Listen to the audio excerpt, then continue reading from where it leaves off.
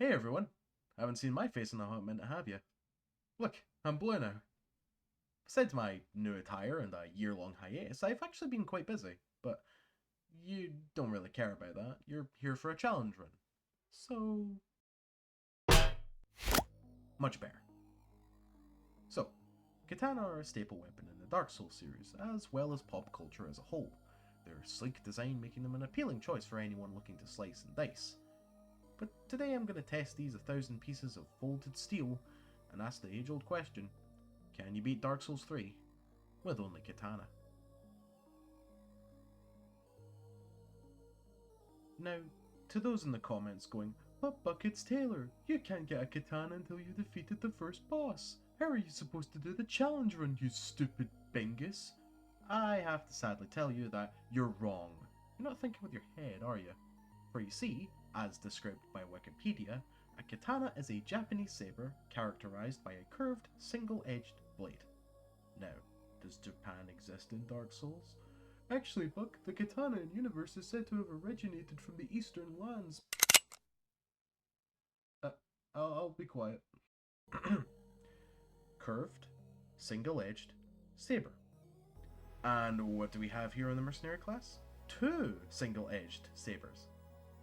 If you don't agree with my decision, just know I did this whole thing so I didn't have to learn how to mod the game.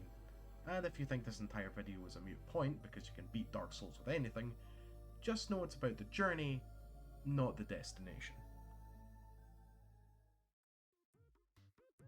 Other than that, this video will be formatted a little bit differently, mostly to save my poor PC from screaming at me.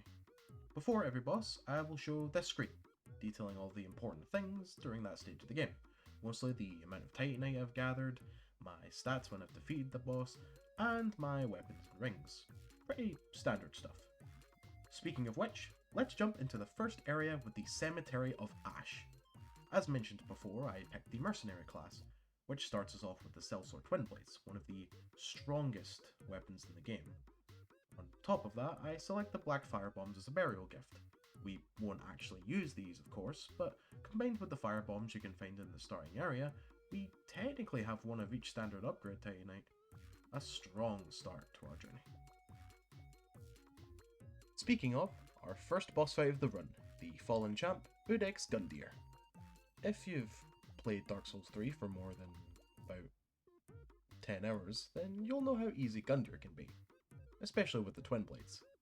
58 damage a swing may look lacking to the inexperienced, but with low stamina usage and a quick attack recovery, these bad boys aren't called the Wind Blades for nothing.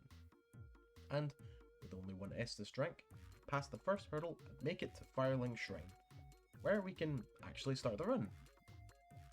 So, the Uchi Katana, the first katana of the run, and the one we'll be using for most of it.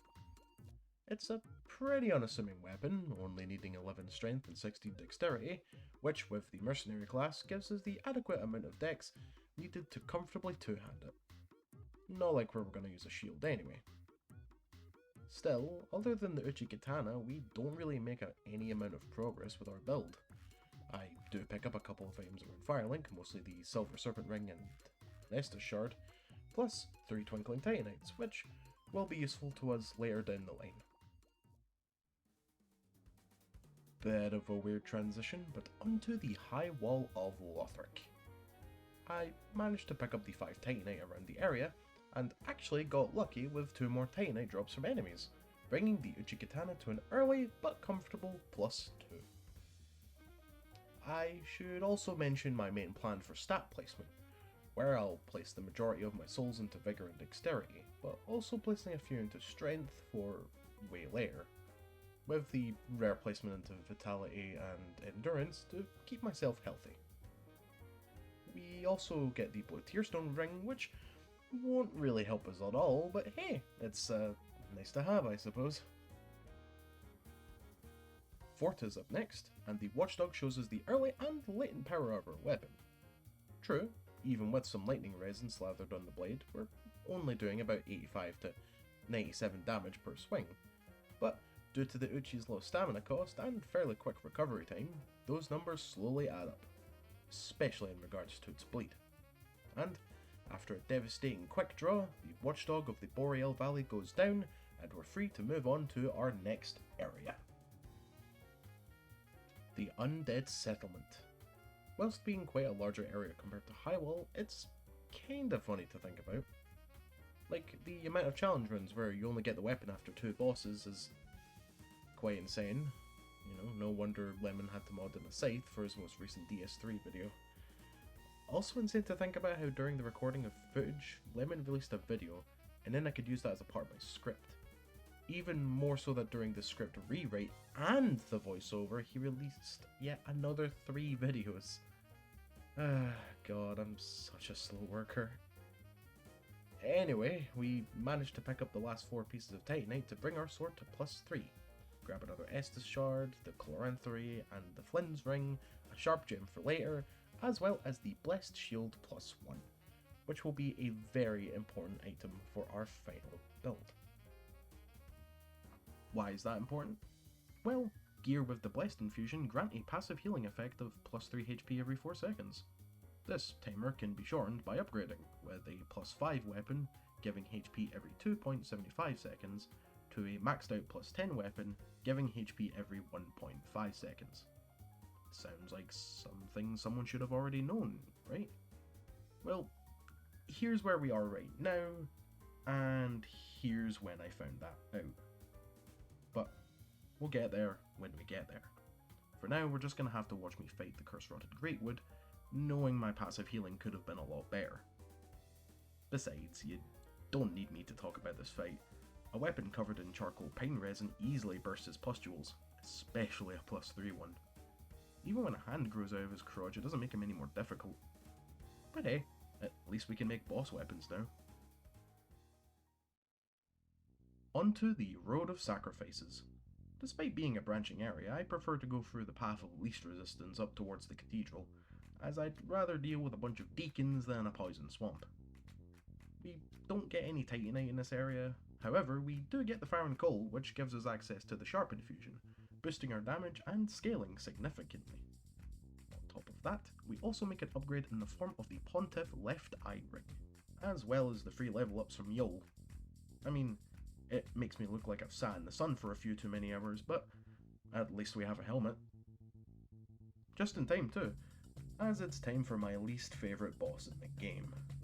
As much as my new look probably has decent magic resistance, the Sage simply deals too much damage for this point in the game, especially during the second phase when clones start spamming Crystal Spear. Don't get me wrong, at least there's a challenge after the several bosses we bulldozed up to this point, but I'd rather not have one that's an absolute pain.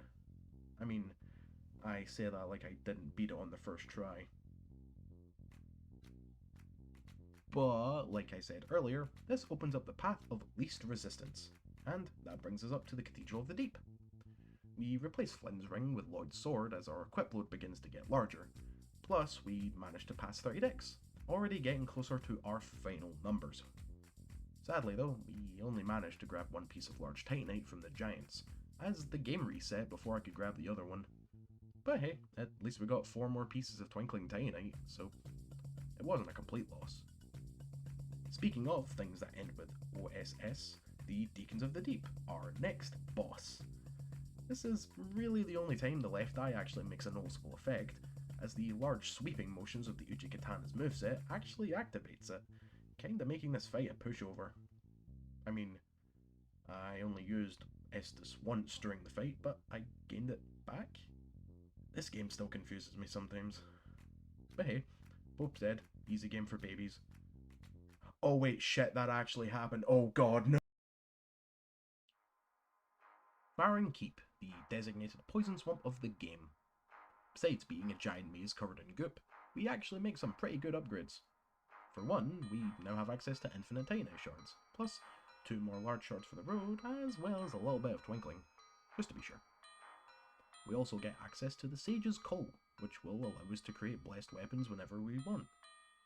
And if we manage to get our hands on 2 of them, it doubles up our effective healing over time, which we'll use whenever we can spare a second, of course.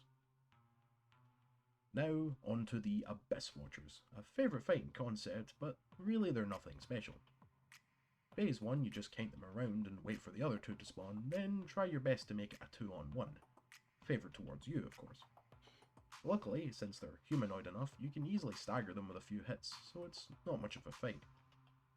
Second phase is honestly way easier, and just shows how important the weapon art is for closing distance. Heck, the second phase only took me 35 seconds from the initial lock-on. Pretty proud of that. You could almost say it makes me feel like $1,000,000. We agree! Jesus Christ, get out of my house! Anyway, that's one Lord of Cinderdown, and we can move on to the catacombs of Carthus. The one thing I at least appreciate about this area is that if you're quick enough, you could just easily run past most of the encounters. But I did take my time to grab everything I could, grabbing 3 large shards, 1 twinkling titanite, and replacing my silver serpent ring with the Farron ring.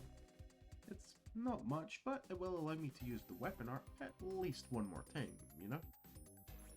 It would be useful against most bosses, however, Wolnir is not one of them. A strong attack as soon as he's sleeping takes out one of his bracelets. Now the rest of the fight is hoping you can hit him before he closes in and blocks you with some shadowy poison mist. The hardest part is just trying to land a hit on him. He just won't stop moving.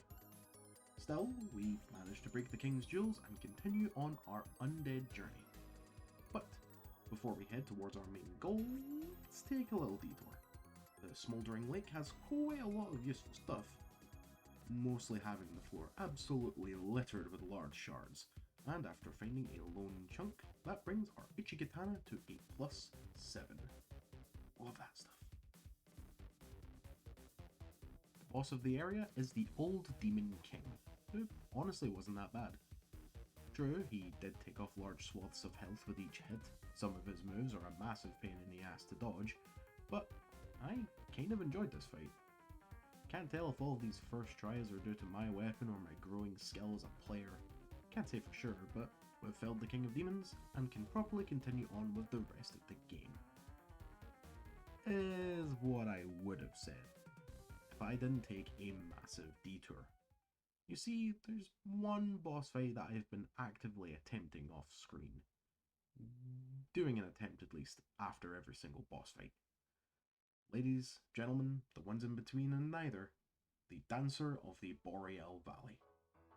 Now, usually you're supposed to fight this boss after defeating the Lords of Cinder, after fighting Vor. However, if you kill the Priestess Emma, you can fight the Dancer early. She's a true test of your strength in the early game, but one of the Dancer's weaknesses is Bleed, and with a +7 Katana and 32 points of dex, the Dancer dances her last dance, letting us access Lothric Castle. Since I have totally not ruined the progression of the game, it's about time I head over to the Consumed King's Garden. Nothing much of note happened here other than getting enough chunks to boost our weapon to +8. I mean, there is Osiris, but he was kind of a pushover. For one, his giant size made most of his attacks whiff, he has piss poor bleed resistance, and his janky hitbox meant he only hit me once during the whole fight, and by then he was already done. For shame, Osiris. For shame.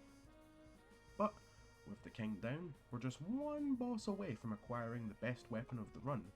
But since I like making things difficult for myself, I want to prepare.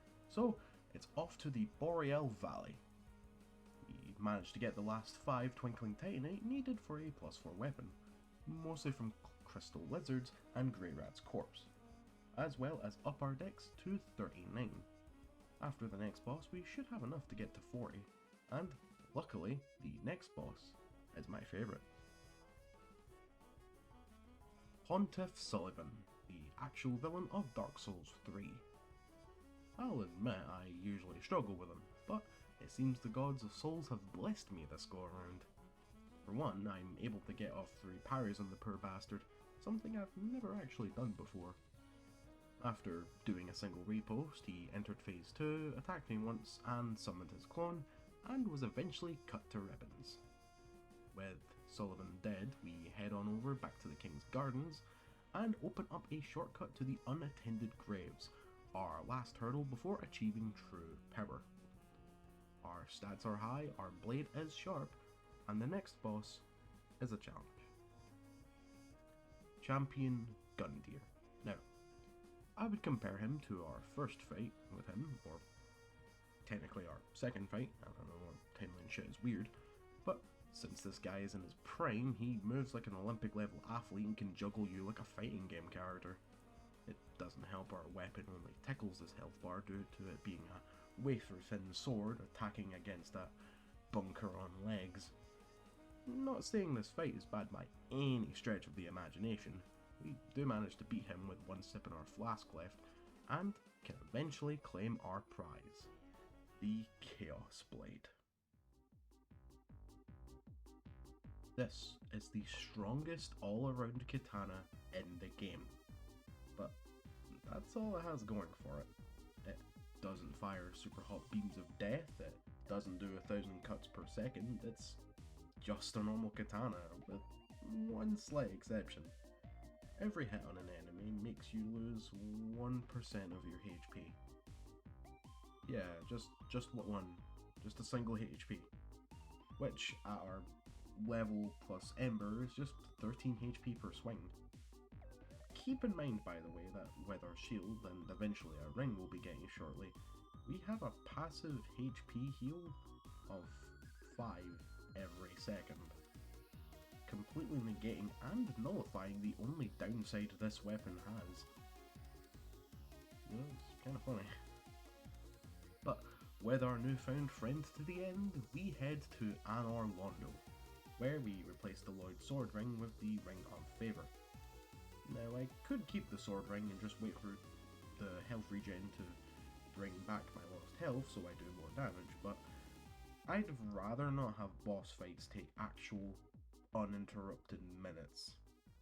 We do also manage to scrounge up the Easterner's ashes, giving us unlimited large Tainite shards. Very nice. He has a mouth, and he must eat.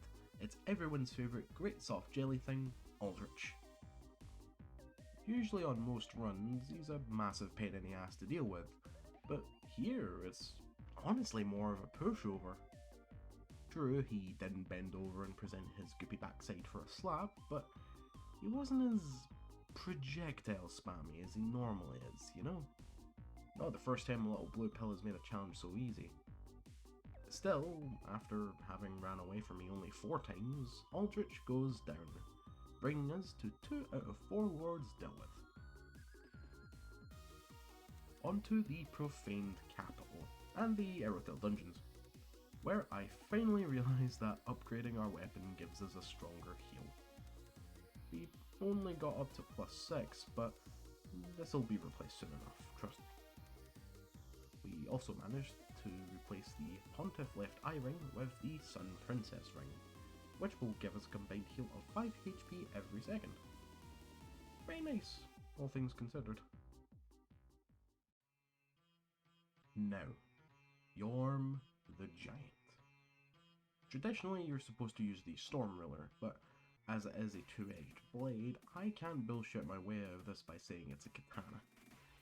However, thanks to the Broken Sword legend Zero Lenny, I learned that if you attack Yorm's sword hand, you can deal some actual damage, and even leave him up for a 2-hit to riposte combo, dealing massive damage. This strategy is fairly slow, even if I'm using a katana compared to him using a broken sword, but after a few more hits, we bring down the Titanic King and head on to the home stretch. Since we came here earlier after defeating the Demon King, there's nothing else to talk about or add. We managed to quickly run through the area and grab enough chunks to boost our shield to +8, which is pretty good considering our next boss is really aggressive. The Dragon Slayer armor is a rare sight of a boss with tons of aggro actually being quite fun, almost making it feel like a proper duel against warriors, which really the only game that does that properly is Dark Souls 2. Still though, I do wish he had just a teeny bit more health, but we proved that even metal can bleed and take the last detour for today. The scale-filled lands of the Archdragon are the final test of strength, an area filled with late game loot and enemies, including the final source of unlimited Titanite. With this, and a slab procured from Highwall, our shield is now plus 10. Good timing too, as we have accidentally or intentionally pissed off a god. The King of the Storm and the Nameless King, the final optional boss. Or I guess bosses, but considering it's the same guy, yeah, I don't know. The King of the Storm phase is fairly easy if your RNG is good. Only one move is a real pain in the ass, and I didn't manage to get on my winning run. You know, you know. Still, the standard upward swings of the R1 plus the running stab easily take out large swaths of health, even pushing him into a riposte at the end. Phase 2, despite this boss's status as a real pain to fight, is honestly really easy. True, his damage is hard hitting and his reach is quite big, but most of his moves are massively telegraphed, and they have huge wind-ups. True, he does delay some of his attacks, but honestly not as hard as people give him credit for. And after a long fought fight, the eldest child of Sunlight goes down, and we can finally head back to the mainland, and strike another lord off our list. Returning to the right path now, the Grand Archives is the final stretch of our journey, only really providing us with even more souls for level ups. It's here that, for aesthetic purposes, I decided to replace my Blessed Shield with a blessed version of the Onikiri and Ubadachi, because 3 swords looks way cooler than 1. But that doesn't mean I'm ditching the shield, keeping it in my main hand for whenever I need to quickly boost my regen from 5 to 8 HP. Useful for when I need to take a break to look at the wiki or, go to the toilet. I also replaced the Farron ring with the Untrue Dark ring. Why? I'm not entirely sure. Probably thinking that it wasn't all that useful and wanted to use a slot for something cosmetic. Still, not like it was going to help me with the next boss. The Twin Princes was a giant pain in the ass. Quick attacks, giant health bar, wonky hitboxes, and they won't stop moving for 1 goddamn second. Even worse in the second phase, where they now spam projectiles constantly. Playing a fighting game against someone who plays a character with a really spammable move that constantly hits. And I can't say much because I played this blue piece of garbage. Just 6 feet under, you two. Just sit there and think about what you've done. And with the princes done, we've basically finished the run. But since the Soul of Cinder isn't that interesting, I'll just give my thoughts now before we tackle the DLC. I did plan a giant piss take of the backlogs monologuing, but I realised it just made me come off as edgy. Leave it to the professionals. So, can you beat Dark Souls 3 with Katana? Yes, you can beat Dark Souls 3 with almost anything. This run was mostly done as a way for me to get back into the groove of video editing and challenge running. Because I've been way too busy or distracted as of late, I do apologise for that, and hope some of you haven't been dissuaded by it. I hope to make more in the future, but for now, let's just enjoy the moment, and especially the rest of the game of the DLC. The first DLC on our plate is the Ashes of Arandel. A short and sweet DLC that you can pretty much just run through. Not much in terms of upgrades or weapons, but that's no problem for us, as we are very much strong enough to tackle the 2 bosses this DLC throws at us. First of which, the Champion's Gravetender and the Gravetender's Great Wolf. It's just a player NPC and a giant dog. Other than trying to bait out a parry because landing 1 makes my brain feel good, the rest of the fight is honestly pretty easy.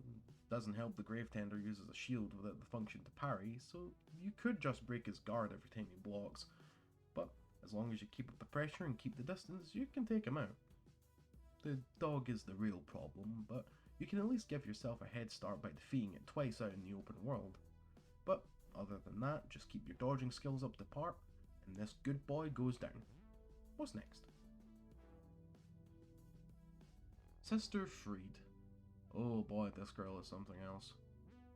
First phase is pretty easy. She's a humanoid enemy, so backstabs are a must. She leaves herself wide open to attacks, and if you time it just right, you can use an R1 weapon art to duck right under her horizontal swings. Second phase is pretty easy as well. The arena opens up and Arandel joins the fight. You just have to kite him around the arena, all whilst avoiding Freed and making sure she doesn't use her healing miracles. The third phase, as flashy and bombastic as it is, it's pretty straightforward. Again, she leaves herself open to counterattacks way too often, but I'll admit she nearly sent me back to the bonfire more times than I can count. But after letting myself relax, I beat Freed and finish the Ashes of Arandel. Now on to the Ringed City DLC, with our first stop being the Earthen Peak. Now that our key stats are 50 each, we can start pumping up endurance and vitality. On top of that, we also managed to pick up the Ring of Favour +3, one of the 2 upgrades we'll be grabbing through this DLC. The Demon Princes are not as hard as I remember. Granted, it has been literal years since I fought them, around 5 to 6 if memory serves me right, but they weren't as much of a pain in the ass as I thought. The Chaos Blade makes quick work of these guys, quickly slicing up their health bar before we have to fight the second phase, which was when the memories came flooding back. It wasn't too hard, I did have a lot of close moments, but again, wasn't as bad as I remember. Maybe it's just the fact that I don't have to deal with a host who can't handle himself in combat, but still, after first trying a boss I haven't fought in years, we head on over to the Ringed City, the final hurdle in our single-edged journey. The city doesn't really provide anything useful besides the second upgrade in the form of the Calanthari Ring +3. The Spear of the Church is an NPC fight, so you know how much I enjoyed fighting it. I will say it's the first boss fight I prefer to be rather than actually fight. Oh, by the way, anyone who played during 2018 on the Xbox One and fought a Spear of the Church in full elite knight armor wielding cestises, I do not apologise for caving your face in, I just did it for the grind. Oh, right, the fight. Just focus on the Painting Guardian so they don't heal half-light, keep your distance so they use a bow and leave themselves open to counters, dodge everything under the sun, and eventually you can kill him. Also remember he can parry you, by the way. That happened so many times in previous attempts. Rather than discuss the in-between, I'd much rather talk about our next boss, Dark Eater Midir. Despite having fought him even less than the Demon Princes, it wasn't all that bad. His movements are quite frantic, and his weak spot can be a pain in the ass to hit, but I can understand why he's the most liked dragon fight in the series. And after a juicy repost and a single stab, we defeat the Dark Eater and get a new katana. The Frayed Blade is really the pinnacle of katana in Dark Souls 3, having the highest dex requirement of any weapon in the game, having the most unique weapon art that isn't just a normal hold, and having some extra dark damage, which boosts its DPS. This must be the best weapon used against Gale, right? Well, he has a slash, bleed, and dark resist, so yeah, this is gonna suck no matter how you spread it, but Gale was actually really fun. His resistances weren't actually that much of a problem. If anything, it made me appreciate this fight and how much of a spectacle it can be, especially during that final phase. And after a single heavy slash during his soul scream, the battle has a worthy victor, and I have officially beaten the Ringed City and Dark Souls 3 as a whole. So, what are the pros and cons of using a katana? Well, for pros, their ability to apply bleed without infusions or resins is invaluable. Their easy stat requirements make them easy to build around. Their stamina usage is low, and their moveset allows you to quickly close the distance, and, as proven in this video, the first one you get can carry you through most of the game. However, their limited amount of variety is a bit of a shame, with most katana just being a difference of stats and a lot of bosses being immune or resistant to both or one of their core damage types, giving all the armor-clad bosses a bit of an edge in combat. No pun intended. And with that, we're done with the video. Thank you all for watching my triumphant return to challenge running after a year of being absent. My name is Buck Taylor, and here's to 2025.